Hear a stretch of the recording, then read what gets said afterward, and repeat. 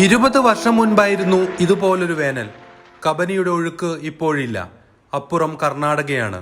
ജലം തേടി കേരളത്തിൽ നിന്നും കർണാടകയിൽ നിന്നുമുള്ളവർ കബനിയിൽ നടക്കുന്നു. ചെറിയ വെള്ളക്കെട്ടുകളാണ് ഇപ്പോൾ അവരുടെ ഏകാശ്രയം. ആ കുയില് വലിയ കുയിലുണ്ടല്ലോ, അതിൽ ലേശം വെള്ളം ഉണ്ടാവും.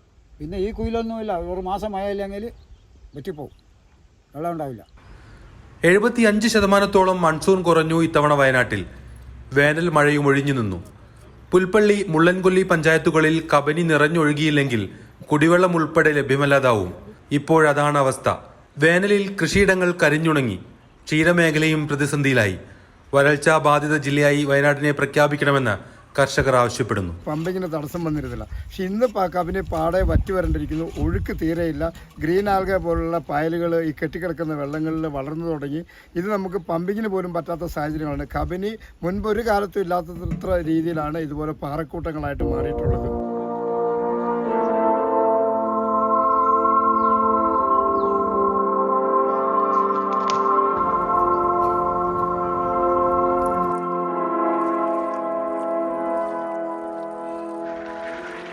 കർണാടകയോട് ചേർന്ന് കിടക്കുന്ന കർഷക ഗ്രാമങ്ങളിലാണ് പ്രതിസന്ധി രൂക്ഷം.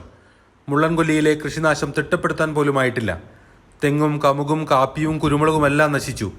ഇപ്പം തെങ്ങിൽ ഇനി അടുത്ത വർഷത്തേന് തെങ്ങിൽ കായില്ല. അതുപോലെ തന്നെ കമുകിനകത്ത് ചൊട്ടയിട്ടിട്ടില്ല. അതിനകത്തൊന്നും ഒരു വിളവ് കിട്ടാൻ പോകുന്നില്ല.